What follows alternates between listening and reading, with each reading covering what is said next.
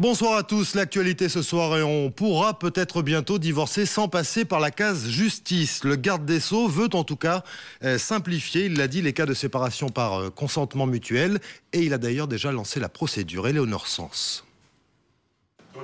C'est en catimini que le garde des Sceaux, Jean-Jacques Urvoas, a déposé un amendement qui annonce une petite révolution, le divorce chez le notaire.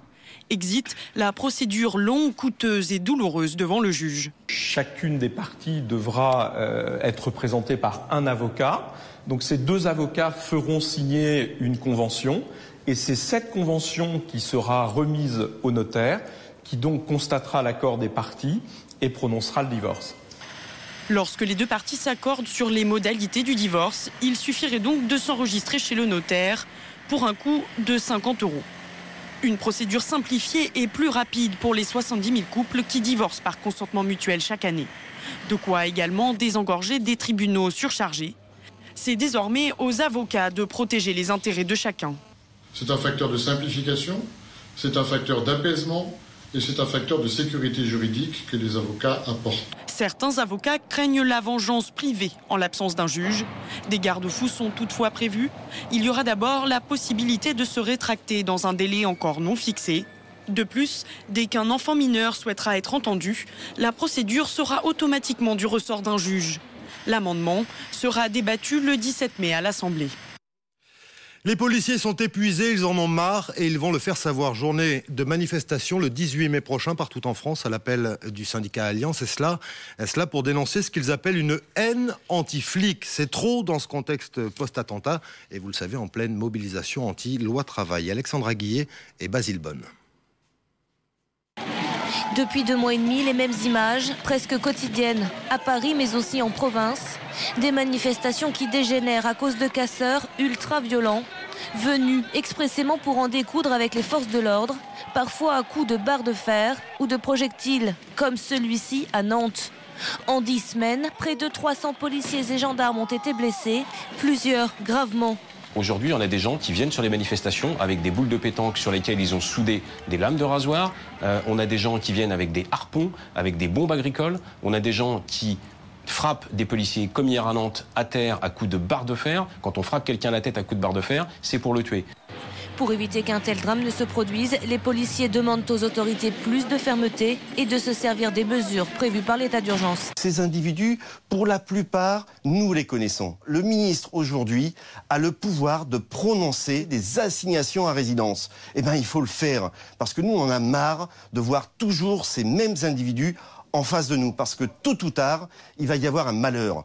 De la fermeté, il y en a, a répondu le ministre cet après-midi. Nous sommes d'une fermeté totale, mais nous le sommes dans le respect rigoureux des principes de l'état de droit, parce que l'autorité de l'État, c'est aussi le respect à chaque instant des principes de droit. Le 18 mai, Alliance descendra dans la rue pour dénoncer les stigmatisations dont font l'objet les policiers ces dernières semaines, comme avec ce tract de la CGT. L'UNSA Police réclame de son côté la dissolution immédiate de tous les groupuscules d'extrême gauche. Un revers pour Nicolas Sarkozy dans la perspective de la primaire à droite. La haute autorité chargée du bon déroulement de l'événement vient de refuser l'abandon du système de vote électronique pour les nombreux expatriés. C'est ce que voulait pourtant le président des Républicains. Mais il n'aura pas gain de cause. Le commentaire d'Alain Juppé en marge d'une visite en Vendée. Ce n'est pas une bonne chose. D'abord, c'est une surprise parce que nous avions préparé cette modalité de vote. La haute autorité, le comité d'organisation s'était penché, les choses se présentaient favorablement. Et aujourd'hui, on arrive évidemment à une situation très préoccupante. Il est inenvisageable que 2 millions de Français soient privés du droit de vote. Vous y voyez une manœuvre ? Pas de supposition. Voilà. Mais en tout cas, cette situation n'est pas satisfaisante, elle n'est même pas acceptable. On apprend aujourd'hui que l'Observatoire du nucléaire va porter plainte dans l'affaire des pièces d'EPR présumées défectueuses à la sortie du site Areva du Creusot. Une plainte, même si la ministre de l'Environnement, Ségolène Royal, s'est voulue rassurante ce matin. Le point avec Hubert Coster. Sortie du Conseil des ministres, Ségolène Royal est en première ligne pour tenter de rassurer. Les premières investigations sur les premières pièces ont montré que les pièces étaient normales. Donc manifestement, ce sont les rapports écrits qui sont défectueux. Des rapports de tests falsifiés dans cette usine du Creusot, une affaire de plus qui vient ternir l'image d'Areva.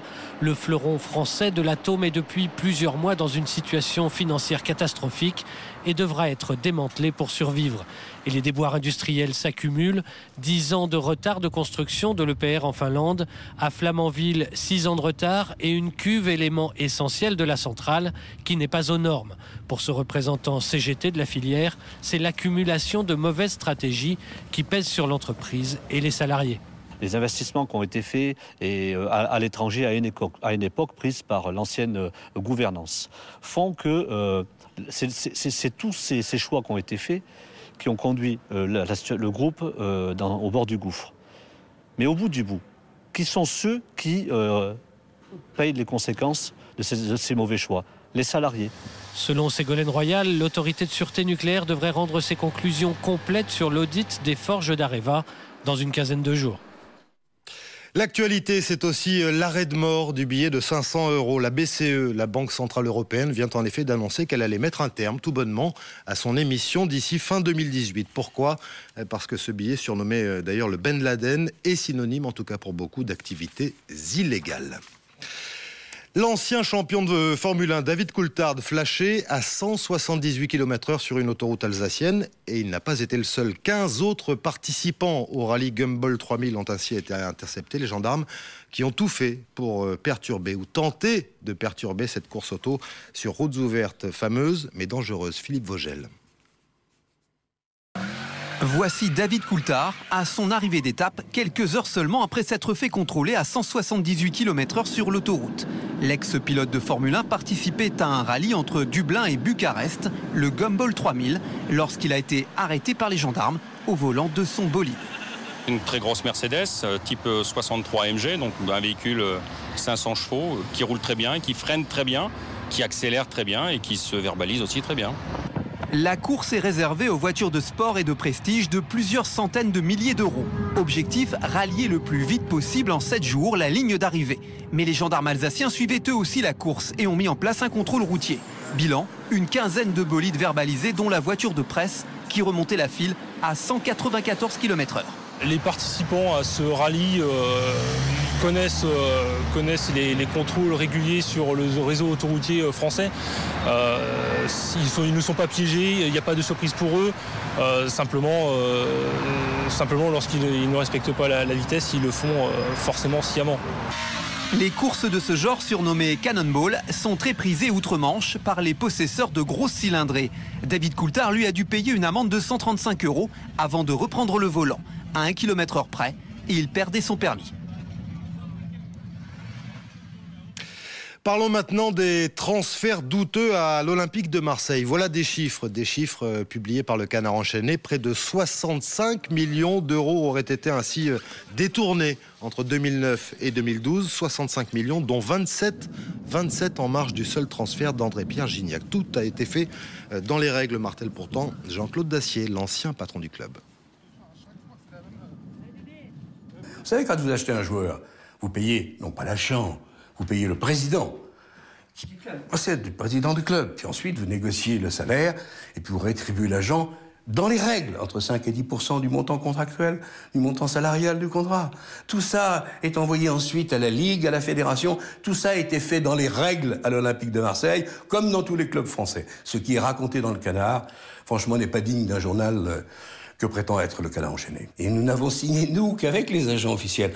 Ensuite, l'agent, il fait ce qu'il veut. Moi, j'ai pas de pouvoir avec son argent. J'ai pas de pouvoir d'investigation bancaire. J'ai pas de pouvoir de police. S'il y a eu des menaces, s'il y a eu des extorsions de fonds de tel agent à la place de tel autre, c'est possible que la police fasse son travail. Restez avec nous tout de suite, la météo, et ainsi va le monde avec Magali Barthès.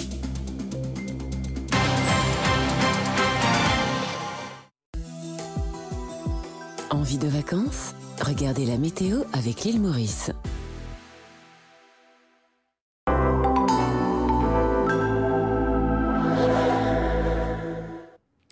Mercredi fut du style, il n'y a rien à voir, circuler, quasiment pas un nuage effectivement sur la France avec un ciel complètement dégagé. Certes, cette perturbation qui tente de remonter. Alors à l'avant, on a un petit voile nuageux que vous allez retrouver jeudi matin sur le sud-ouest. Vous